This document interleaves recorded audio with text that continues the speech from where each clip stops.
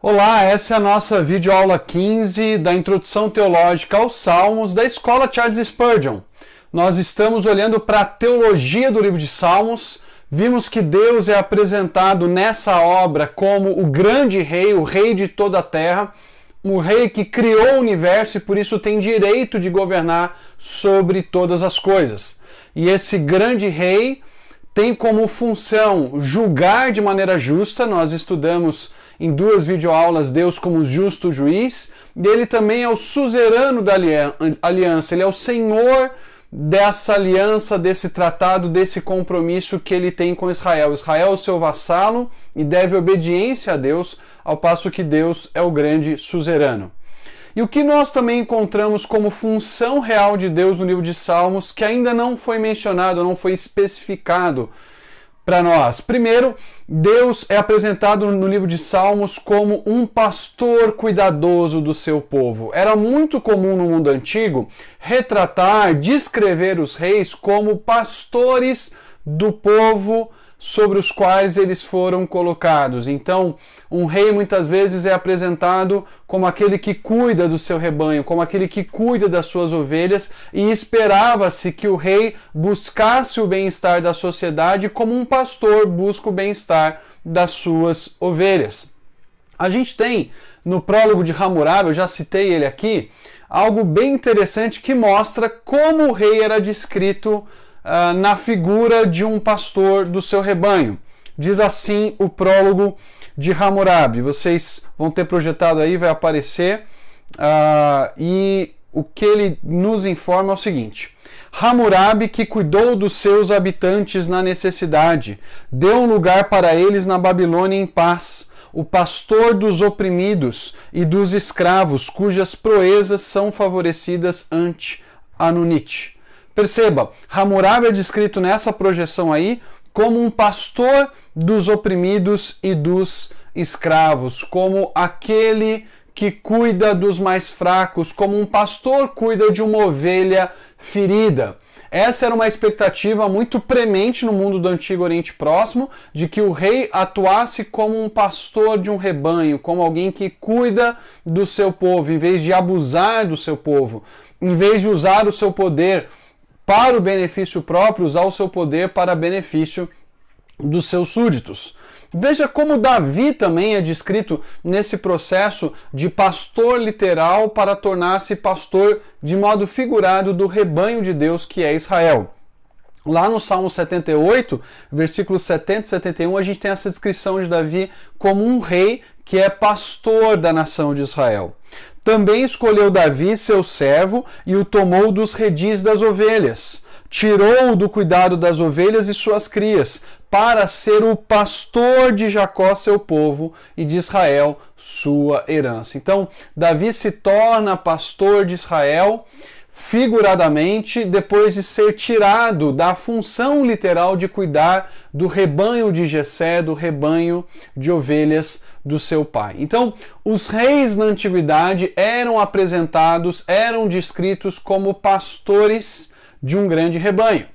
E Yahvé, o Deus de Israel, no livro de Salmos, é também apresentado dessa forma. Vejam comigo essas duas citações que nós temos de Salmos, Deus sendo visto como pastor da nação, como pastor do povo, da comunidade. Salmo 81 diz: Escuta-nos, pastor de Israel, tu que conduzes a José como um rebanho, tu que tens o teu trono sobre os querubins, manifesta o teu esplendor. Veja, Deus é descrito aqui como o pastor de Israel que conduz a nação como um rebanho. E aqui nós temos a função de pastor associada à realeza. Deus é chamado de pastor de Israel e na sequência é dito que ele tem o seu trono sobre os querubins. Aqui existe provavelmente uma alusão ao papel de Deus na sua manifestação gloriosa, a manifestação da sua presença sobre a Arca da Aliança. Você há de se lembrar, lá no livro de Êxodo, no capítulo 25, versículo 22, que Deus encontraria com Moisés sobre a Arca, que ele viria ao encontro do líder da nação sobre a Arca, e acima da Arca estavam 2 querubins, um voltado para o outro. 1 Samuel capítulo 4 também descreve Deus dessa forma, esse Deus que tem o seu trono entre os querubins e esses querubins associados com a Arca da Aliança ali em 1 Samuel capítulo 4, versículo 4. Então a ideia básica é que Deus está no meio da nação, Deus habita entre o seu povo, ele habita em Jerusalém e ele cuida do seu povo como um pastor amoroso, um pastor preocupado com as suas ovelhas. Há também no Salmo 100, versículo 3, essa descrição de Deus como pastor.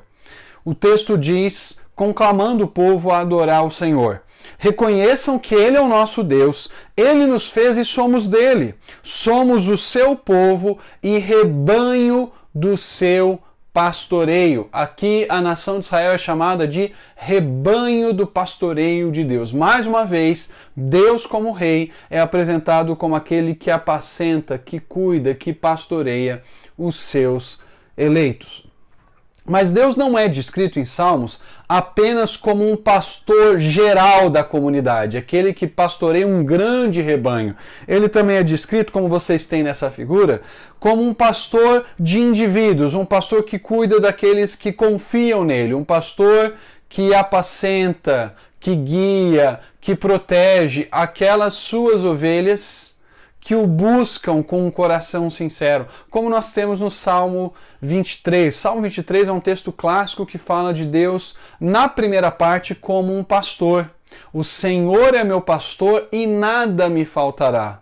Deitar-me faz em verdes pastos, leva-me para junto das águas de descanso, refrigera minha alma. E o salmista vai dizer que ainda que ele ande pelo vale da sombra da morte, aquela ovelhinha não vai temer mal nenhum, porque a vara de Deus que espanta os lobos e o cajado de Deus que traz a ovelha para perto de si protegem, acalmam, sossegam o coração do salmista. Então veja que Deus aqui é apresentado no Salmo 23 como um pastor de indivíduos, como um pastor daqueles que não se contentam apenas em se relacionarem com Deus como um Deus distante, como o Deus dos patriarcas, mas que se apropriam do relacionamento com esse Deus de um modo pessoal, de um modo individual e desfrutam então do cuidado divino, esse Deus que apacenta, esse Deus que protege, esse Deus que conforta. No Salmo 23 é só importante a gente observar que nos versículos finais, Deus ele é apresentado numa outra figura. Muitos estudiosos entendem que ali nós temos a figura do hospedeiro. Então, diferente do que às vezes vemos alguns pastores pregarem, como se o salmo inteiro fosse uma descrição de Deus como pastor, é necessário lembrar que nos versículos 5 e 6 Deus já não é mais apresentado como pastor, ele é apresentado como um hospedeiro que prepara uma mesa para o salmista na presença dos seus inimigos, que enche o cálice do salmista que está ali sendo recebido por esse anfitrião que é o Senhor, na presença desse Deus. E é por isso que o salmista termina o Salmo 23 dizendo que ele voltará à casa do Senhor enquanto viver. As antigas versões diziam habitarei na casa do Senhor enquanto viver, mas é mais provável que nós temos aí não o verbo habitar, que é semelhante ao verbo voltar no hebraico. Um é o verbo yashav, habitar, e o outro é o verbo shuv, mas numa forma ali em que aparece no Salmo, eles são muito semelhantes, e é bem provável que o salmista está dizendo, olha, eu fui muito bem recebido por Deus, ele é um grande anfitrião e eu quero estar na presença dele de novo. Mas, fechando esse parênteses, nós podemos então observar que o livro de Salmos, ao descrever Deus como o rei da nação e como o rei de indivíduos, apresenta esse Deus como um pastor cuidadoso, um pastor bondoso, um pastor no qual eu e você podemos confiar e podemos descansar. É tão gostoso saber que Deus cuida da gente. É tão bom saber que Ele provê aquilo que nós precisamos. Talvez você passou por momentos de dificuldade na sua vida durante o período da pandemia, ou em outros momentos, a questão do sustento, como é que vai ser o dia de amanhã, vou ter o que comer, não vou ter, como é que vai ser daqui a um mês, como é que vai ser a minha estabilidade do trabalho, e você vê Deus cuidando, Deus suprindo, Deus sendo bondoso, Deus se revelando como esse pastor cuidadoso, assim como ele se mostrou para o salmista no Salmo 23, assim como a nação de Israel experimentava. Nós precisamos olhar para esse Deus como um pai amoroso e um pastor cuidadoso, aquele que nos traz para perto de si, aquele que espanta os lobos com a sua vara e que nos guia pelo vale da sombra da morte. Se você já leu o livro do Peregrino, escrito por John Bunyan, você certamente vai se lembrar daquela cena em que ele passa pelo vale da sombra da morte e Deus cuida e o protege num momento de muita escuridão. Ele atravessa o vale ali de noite e Deus então o protege e o ajuda a chegar do outro lado. Esse é o Deus que o salmista nos apresenta lá no Salmo 23, um Deus que cuida e que protege de cada um daqueles que confiam nele, daqueles que esperam nele, daqueles que entendem que Deus é o seu Salvador e o seu Senhor. Mas Deus, além de ser apresentado no livro de Salmos como um pastor cuidadoso, como suzerano da aliança, como esse Deus que guia, que orienta o seu povo, ele também é apresentado como um guerreiro poderoso, alguém que luta por Israel. E vocês estão vendo imagens aqui de Baal, o deus de Canaã, apresentado na figura de um guerreiro. Você tem na primeira imagem, que é o Baal do Louvre, ele tem aí uma lança que toca o chão e que no final dessa lança você tem uma espécie de árvore, de planta que nasce como fruto da ação de produzir fertilidade, que era a função de Baal. Mas Baal, ele está descrito aí na sua função de guerreiro. Ele tem um capacete com chifres, ele tem uma adaga na sua mão, ele está representado aí como um guerreiro. E os deuses antigos eram apresentados assim muitas vezes. Você tem uma outra descrição do Baal aí com a adaga e com o tridente também, sendo descrito como um deus guerreiro. E o Deus de Israel muitas vezes vai ser apresentado como um Deus guerreiro. Os salmistas vão se apropriar de certas imagens que eram comuns no mundo do Antigo Oriente Próximo. Muitas vezes falava-se de Baal cavalgando sobre as nuvens e vindo com os seus raios, que são espécie de flechas, ele lançando as suas flechas. Nós vamos ler o Salmo 18 e vamos perceber certas semelhanças, porque há uma linguagem polêmica e o salmista está querendo mostrar, olha, Deus de Israel, Yahvé, o Senhor, ele é que é o guerreiro de verdade, é ele quem luta pelo seu povo, é ele quem defende os seus. Mas é importante a gente observar que não apenas os deuses eram descritos como guerreiros poderosos, mas os reis na antiguidade gostavam de se apresentar assim. E aí nós somos lembrados que se Deus é o rei no livro de Salmos, ele também precisa ser apresentado como esse guerreiro poderoso. Você tem aí uma imagem, um relevo de Assur-nazipal, que foi um rei assírio do século IX. Não é o Assurbanipal, que é do século VII, mas o Assur-nazipal, que é da primeira metade do século IX a.C. Ele é retratado nessa figura como um guerreiro, como alguém que luta pelo seu povo. Você há de se lembrar, por exemplo, que os reis de Israel muitas vezes são apresentados indo para a batalha com os seus soldados. Você tem o caso de Davi, que deveria ter ido e ficou na época da primavera, quando os reis saíam para a guerra com os seus exércitos. O texto nos dá essa informação dessa saída dos reis. Você tem o caso de Acabe, que junto com Josafá vão lutar contra os sírios. Eles lutam junto, eles combatem os sírios. Acabe acaba sendo ferido mortalmente nessa batalha, mas eles estão ali, eles acompanham o seu exército na luta contra os inimigos. Veja essa citação então do Assur-nazipal como o grande rei, o imperador da época. É uma descrição de um rei muito poderoso, né? A Síria estava começando a ganhar poder novamente, ainda não era um super império, mas vai chegar no seu auge, no seu ápice com o Tiglat-Pileser III mais à frente. Veja só como Assur-nazipal se apresenta nesse texto.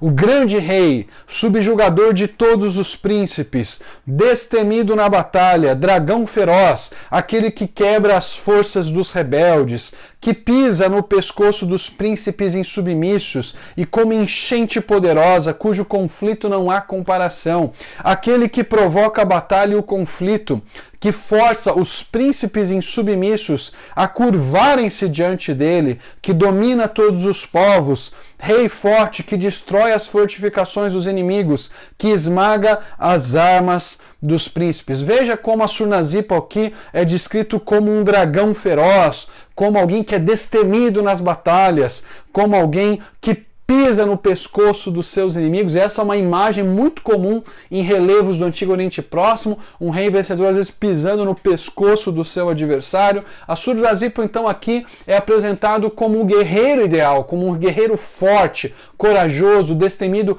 que guia o seu povo na batalha contra os inimigos. E quando nós olhamos para o livro de Salmos, vamos perceber uma descrição semelhante do Deus Israel, um grande guerreiro, um guerreiro poderoso. Há salmos que enfatizam a teofania. O que é uma teofania? Uma manifestação divina na história. Então, como esse Deus se apresenta, como esse Deus se manifesta. Uma teofania, por exemplo, é aquilo que nós vemos no livro de Gênesis, quando Deus faz a promessa a Abraão, ele passa entre os animais e faz uma aliança ali com Abraão. Você tem uma mistura ali de fogo com escuridão. Uma teofania semelhante aparece lá no Sinai, em Êxodo 19. Deus desce numa mistura de escuridão, de fogo, num clangor de trombetas. E você tem ali então Deus se achegando, se aproximando. Os salmos usam muitas vezes essas figuras da teofania, especialmente remetendo à figura do Sinai, quando Deus desce para se revelar a Israel. Veja como essa teofania aqui enfatiza Deus como um guerreiro que vem lutar em favor do salmista. Salmo 18, versículos 6 a 14. Vejam. Na minha aflição clamei ao Senhor, gritei por socorro ao meu Deus. Do seu templo ele ouviu a minha voz, meu grito chegou à sua presença, aos seus ouvidos. A terra tremeu e agitou-se, aqui nós somos remetidos ao Sinai. E os fundamentos dos montes se abalaram, estremeceram porque ele se irou. Das suas narinas saiu fumaça, da sua boca saíram brasas vivas e fogo consumidor. Ele abriu os céus e desceu. Nuvens escuras estavam sob os seus pés. Aqui é a figura de Deus cavalgando sobre as nuvens, como às vezes Baal era descrito pelos cananeus, o Senhor é que na verdade cavalga sobre as nuvens. Montou um querubim e voou, deslizando sobre as asas do vento. Fez das trevas o seu esconderijo, das escuras nuvens cheias de água, o abrigo que o envolvia. Com o fulgor da sua presença, as nuvens se desfizeram em granizo e raios, quando dos céus trovejou o Senhor e ressoou a voz do Altíssimo.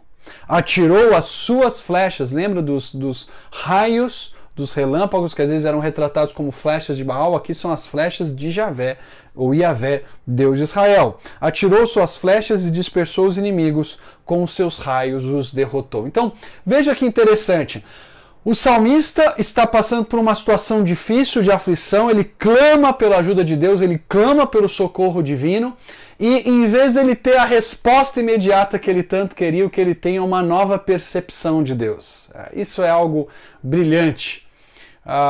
Quando a gente olha para esse salmo e descobre que parte da resposta à oração do salmista é uma nova visão de Deus, é uma nova percepção de quem é o Deus a quem ele está clamando por ajuda. Ele vê esse Deus poderoso, esse Deus que desliza, cavalgando sobre os querubins acima das nuvens, esse Deus cuja voz troveja dos céus, esse Deus cujos relâmpagos e raios são lançados como uma flecha, esse Deus que vem salvar o salmista, esse Deus que vem defender o salmista. Mas primeiro ele tem uma visão adequada de quem é esse Deus e ele pode dizer na sequência que Deus lutou por ele, o defendeu e o salvou das mãos dos seus inimigos. Essa é uma das funções da oração.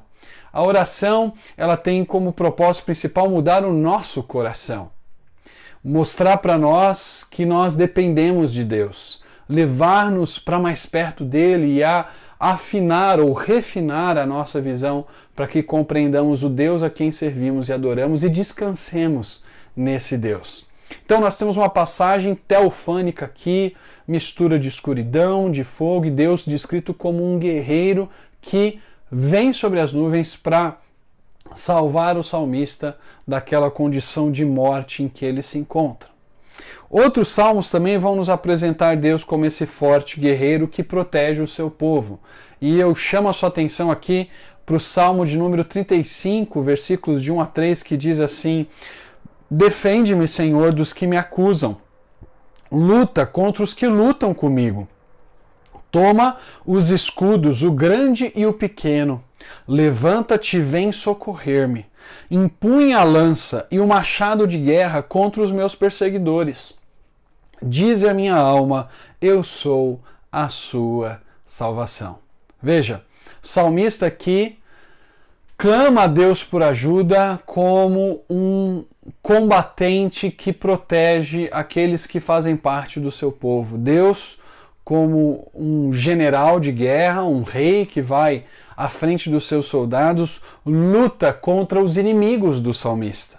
Deus aqui é apresentado como alguém que empunha o escudo, que toma a lança, usa o machado de guerra para lutar contra os perseguidores do salmista. E quando Deus vem para lutar contra os inimigos do salmista, ele pode dizer que o Senhor é a sua salvação. Só em Deus ele espera. Só em Deus repousa a sua libertação e a sua segurança. Diante das adversidades e das dificuldades, o salmista crê num Deus que guerreia, que luta em favor do seu povo.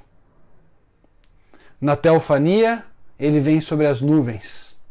Nessa descrição aqui, ele é alguém que luta em favor dos seus eleitos e traz salvação e libertação. Mas Deus também é apresentado nos Salmos como um técnico, como alguém que treina o seu ungido, em especial Davi, aqui no Salmo 18, para a batalha, para a luta contra os seus adversários. Veja o que diz o Salmo 18, versículos 32 até o 35. Ele é o Deus que me reveste de força e torna perfeito o meu caminho. Torna os meus pés ágeis como os da corça. Sustenta-me firme nas alturas. Ele treina as minhas mãos para a batalha e os meus braços para vergar um arco de bronze. Tu me dás o teu escudo de vitória. Tua mão direita me sustém. Desces ao meu encontro para exaltar-me. Davi, como rei da nação e que deveria também lutar em favor do seu povo, reconhece que é Deus quem o prepara, quem o fortalece, quem o treina para a batalha contra os seus adversários.